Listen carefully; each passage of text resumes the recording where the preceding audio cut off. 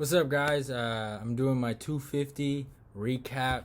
Man, awesome night of fights, man. Seeing the people that criticized this show and thought this show was gonna be bad or whatever, it's insane.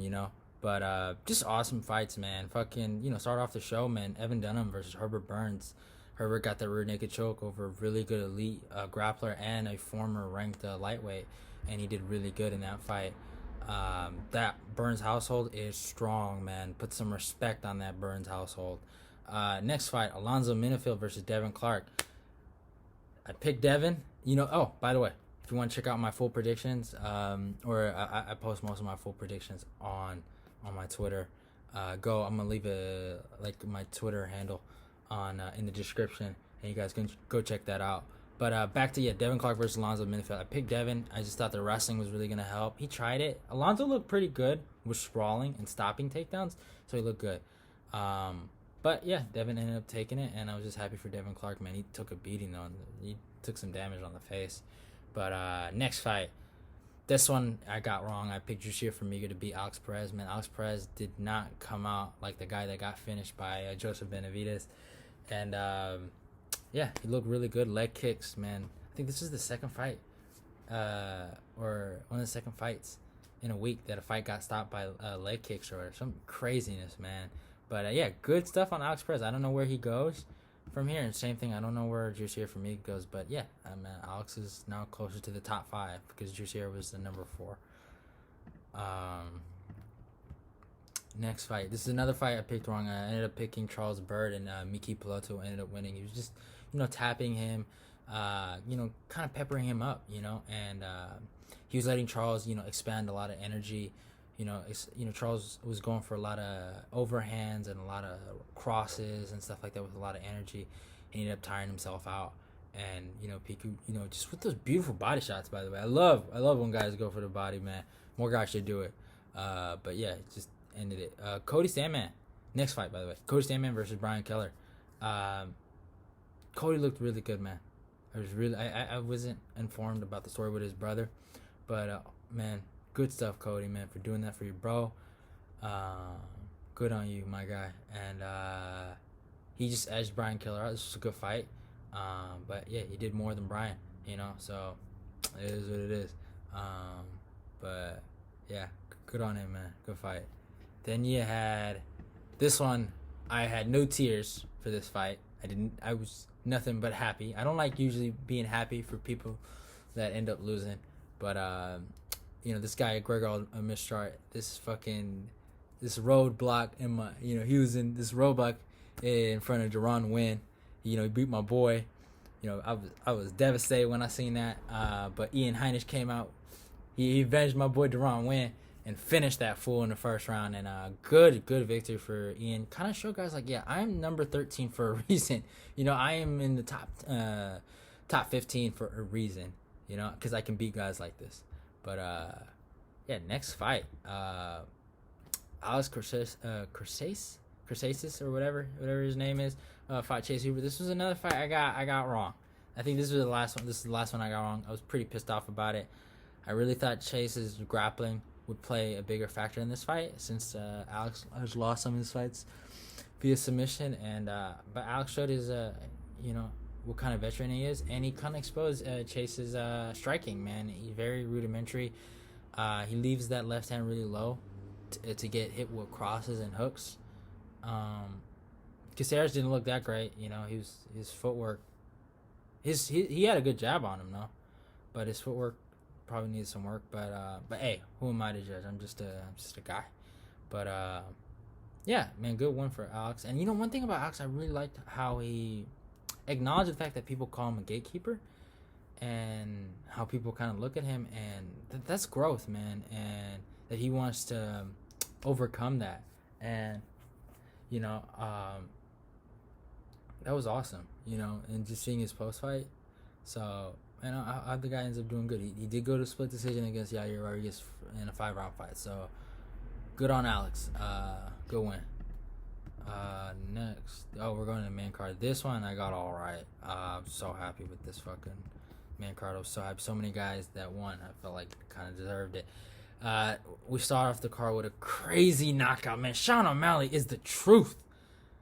Man, is that kid the truth. God, and he did it to a legend like Eddie Wineland, a guy who competed for the title, man, has crazy knockout power. Just finished the last guy in his last fight via knockout. And Sean just looked on point, my guy. He looked on point. That knockout was insane. I was like losing my mind. He just got him so good with that straight right, man. God, that cross was on point. That kid got some power, man. But yeah, man, good fight for Sean, man. I don't know where this puts him. I know Brian Keller was calling him out, but I don't know if Brian might get that fight. I'd like to see him versus Cody. I'd like to see him fight a wrestler, someone that's gonna really challenge that grappling. Kind of test him a little bit. But that kid is the truth. That was amazing. Neil Magny versus Anthony Rocco Martin. This one was a kind of a hard one for me to judge. Those first two were really hard to see who I thought Rocco won the first one. The second one was kind of hard for me to see who really won that fight. But Neil took it away in the third round, just showing his pace and showing these other welterweights his pace and what he can really do to guys. And he just works harder than everyone. And I did kind of feel like he was scared to throw though. Like he was scared to get countered or get hit. So he could have really unloaded on Rocco Martin, but he was very hesitant. So that was interesting. But Neil, it wasn't his best performance, but he won. So good on him. This one I was so happy for, man, Aljamain Sterling, bro. Aljamain, man, this was one of these signature wins. Like the Pedro Munoz was a good one because Pedro did knock out Cody, but it was a decision. And that finish, the way he just fucking wrapped around Corey and just choked his ass out. Corey's a good fighter.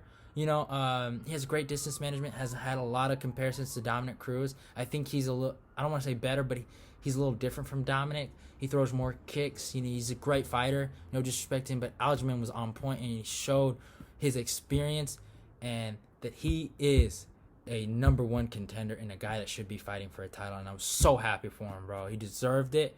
He deserved that win. And he's one of the best grapplers in the division right now, man. He is so good, man. So good. I hope to see him get a title shot. He deserves it. Co-main event, another guy that deserved to win. I like Rafael Sanso. I don't ever want to see someone get hurt like that. But Cody Garbrandt looked on point. That guy looked on point, man. He left him dead, man. I don't even like saying stuff like that, but my guy, he killed a person, man. He killed Sanso, bro. That fucking, man, Sanso goes for that hook. He rolls and looks at him and fucking throws that hook with vicious intent, man. That guy got one of the best right hands in the game. Best. God, Cody's good, man. And he's focused and patient. He didn't let none of that shit get in his head. He really showed that he can be great. I knew, what Cody was fighting against in this fight? He's fighting against the term and be considered a one-hit wonder because he looked so great against Dominic Cruz. You know what I'm saying? And the fact that he lost 3 fights via knockout in a row. People were trying to call him a one-hit wonder, a bust, all this stuff. And when he fought Rafael, if he would have lost, it would have just been he just had a great night of brilliance. But no, he showed my skills and my ability is real, and what I can do in there is real. It's real. And he showed it, and he looked phenomenal. He beat a top 5 guy. Yes, Rafael has lost some fights. He lost to Corey, he lost to Marlon Moraes via submission, but it was pretty much he got knocked down and then got submitted. But Cody looked on point. I was happy for him. Great victory. This is hard, man. You got some knockout of the year contenders right there. That was probably Cody's greatest knockout of his lifetime, But that was beautiful, man. Beautiful by Cody. But main event, complete shutout. I don't really need to talk about it besides the fact that Felicia Spencer got heart. She was tough. I think this talking point, I addressed it in my prediction video about the Kat and Zongo fight and how Kat won that fight. I think that's done and over with. I think you're not going to win a fight against Amanda Nunes trying to tire her out. I think she's completely overcame that. And I don't know, maybe is she going to retire? But I don't know what fight. Her versus Irene Aldana is a pretty good fight. I don't know if Irene is ready, but it's an interesting fight for Amanda. She's the GOAT, man. She is the GOAT. She is great. She, I do want to see her break Ronda Rousey's bantamweight title record. So I got this one boy that loves Ronda, and he always brings up she don't got as many title defenses, rah rah rah, and he thought the fight against Amanda and Ronda was stopped way too early. He's insane, but that's my boy though. But I hope she breaks it so I can be like, yeah, stop it, But yeah, man. Go like, comment, and subscribe. I put out a lot of content. I'm gonna do the Jessica I Cynthia Calvillo predictions tomorrow.